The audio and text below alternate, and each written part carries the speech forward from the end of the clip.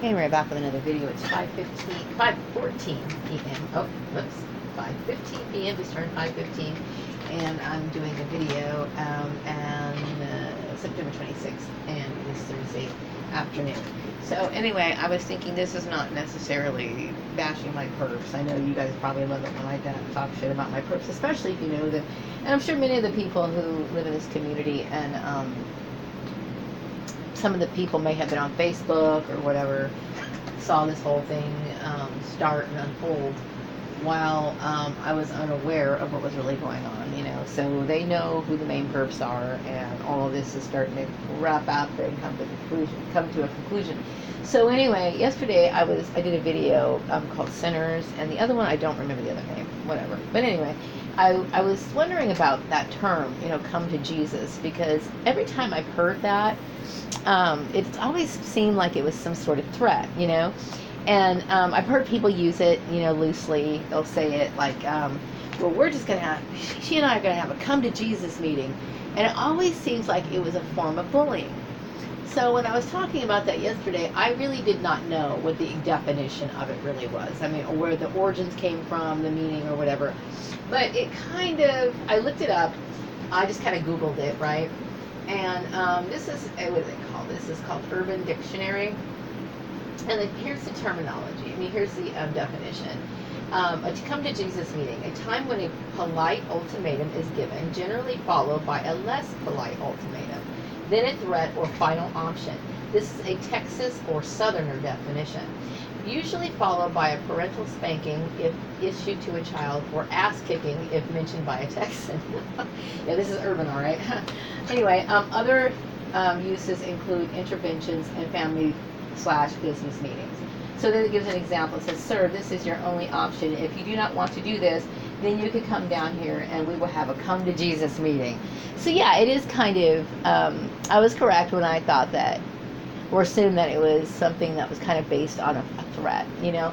And I'm suspecting, it doesn't mention anything about dominion theology in here, but, you know, I did some videos, 2 videos, I think back in 2016, about dominion theology.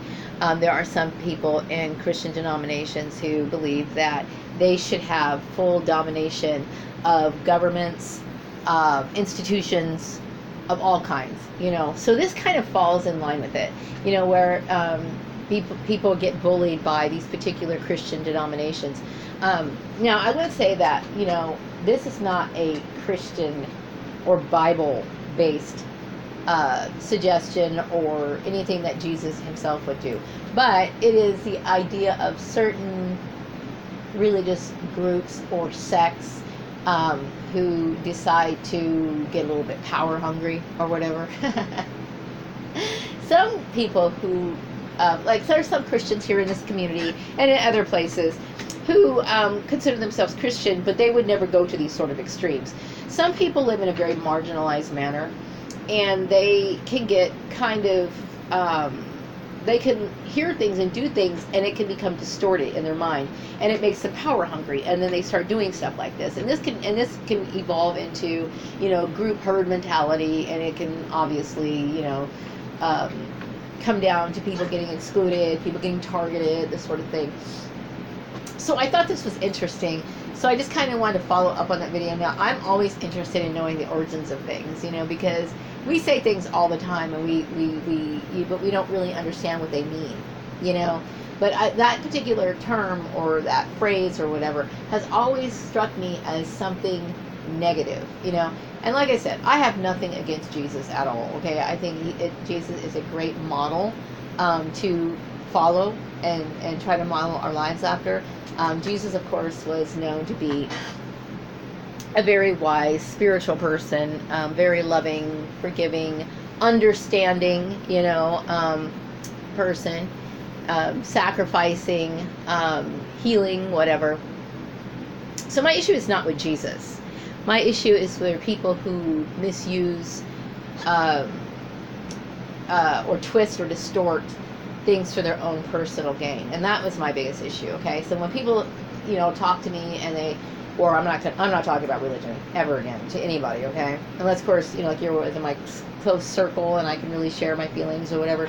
But you know, So I will have to use discretion when I talk about things like that. But it's not that I have anything against the idea of Jesus, but I do have an issue with people who kind of abuse religion and use things for their own advantage. That's my biggest issue. So anyway, I'm going to wrap up this video, and I just wanted to share that tidbit of information with you, and I hope you have a wonderful evening. Take care. Good night.